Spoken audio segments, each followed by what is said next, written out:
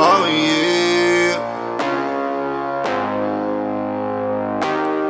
oh yeah. Won't be defeated by a bump in the road. I got the weight that'll carry the load. I'll make a new beat that'll bump on the road. I got a feeling. The radiator was replaced probably a year and a half ago, maybe. The water pump there was nothing wrong with the water pump, but it started developing a leak. It was still pumping water, but I replaced that probably about 8 months ago. And the thermostat was just replaced a few days ago, actually just last week.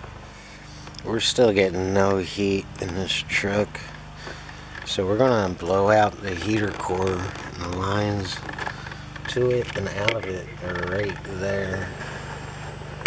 So we're gonna pump water in the outdoor and force it out the indoor, and we're gonna do the reverse and pump it in the indoor and pump the water out the outdoor, and see how much gook and gunk is built up in there. Make sure the radiator is topped off and it's filled with water. There's no air pockets going through. And we'll test the heater again and see if it's working. And we're not going to be disconnecting hoses at the firewall. We're going to trace these hoses back to the nearest connection. You can see from this flushing system it disconnects right here.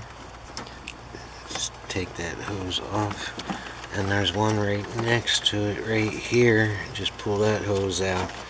Then we're going to run one hose down up under the engine bay into a bucket, and we're just going to put pressured water into one hose and let it run through the heater core and out the other hose. Don't go using 1,000 pounds of pressure. You don't need it, and you're going to wind up blowing out your heater core if you do that, if it has a serious clog. So you want to use a little bit of pressure from a garden hose, but not an incredible amount of pressure. Your heater core is very fragile, so you don't want to go blowing it apart. So once again, just disconnect the hose at the end at the nearest connection to the hose, and then the other one, and run one of the hoses, it doesn't really matter which one, down up under the engine bay into a bucket, and then just keep doing it over and over and over until you're getting clean water running through from both ends. If there's a lot of rust and gook in your cooling system and you flushed it out like 100 times and it just won't come out, that's most likely because it's accumulating in one spot. The heater core is a good place for it to accumulate because it's small and it's tight, and so the rest breaks free from the cooling system, but then it stops at the heater core and it just starts accumulating and it gets clogged up. So we're going to unclog it. I'm out driving around and trying to get the car up to operating temperature, and I have the heater turned on full blast to try to get some water circulating through there. And this is a common issue on Chevys and other cars too, but particularly the later model Chevys. But I'm rambling. You guys are probably getting pissed off. All the trolls are going to come along and call me a poo-poo head. So let's get to work, man. Quit being a dork. So we don't have to do this, but we're going to take off this entire...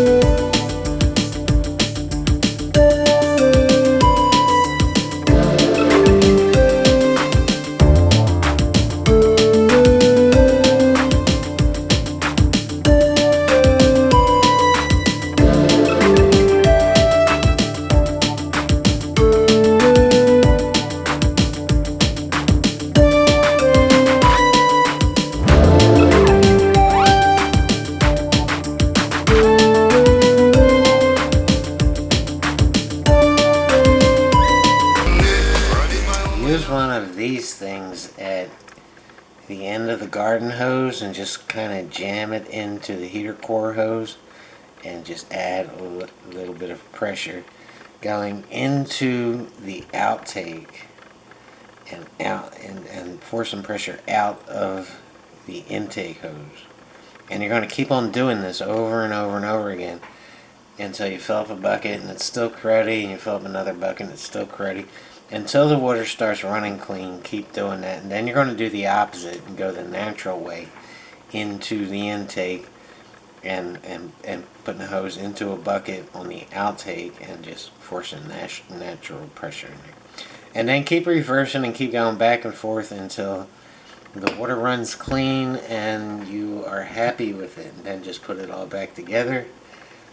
Start the car up, let it warm up, turn the heater on, and see if you have heat. I think you're going to, and I think you'll be happy. This doesn't mean it's going to last forever, and you might ultimately have to replace the heater core. But this should get you through a winter, at least one. Everybody needs heat, man. Peace. And the work I do today will help me one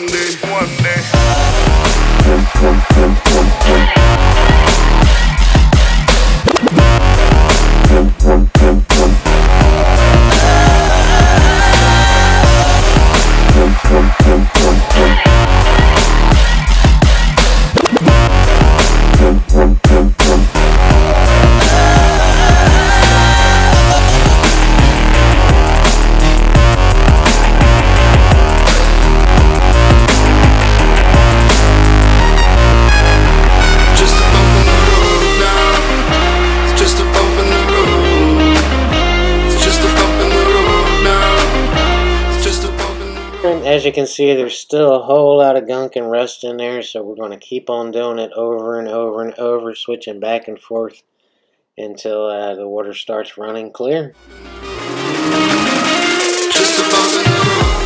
Alright, we've come to the part of the video where the water's running clean through the heater core, and now we just want to put everything together. We want to start up the car, we want to let it warm up, keep the radiator cap off, and keep an eye on the water level. As soon as the thermostat opens and it reaches operating temperature, you're going to see the water level go down inside the radiator. And at that point, we want to top that off. We want no air pockets at all throughout the engine. Otherwise, we won't get an accurate reading on the heater and if it's working. So that's what you're seeing me do here. I'm just keeping an eye on it, and every time that water level goes down, I top it off and make sure there's absolutely no air inside the system. This is important. Just a bump in the road. It's just a bump in the road now. It's just a bump in the road. It's just a bump in the road now. Just a bump in the road. It's just a bump in the road now. Just a bump in the road. Just a bump in the road now. Just a bump in the road. Just a bump in the road now. Just a bump in the road. Just a bump in the road now. Just a bump in the road. Just a bump in the road now. Just a bump in the road.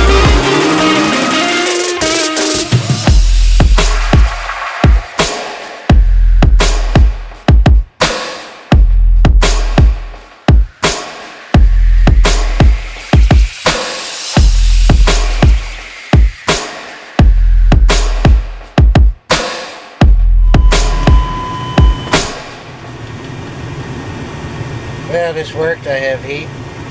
All ports are working, blowing out heat. The thermostat just barely opened and it came pouring out of here. So that's cool. My only worry now is that it's going to clog back up. The next step really is to drain out all the old coolant, even though I already did that.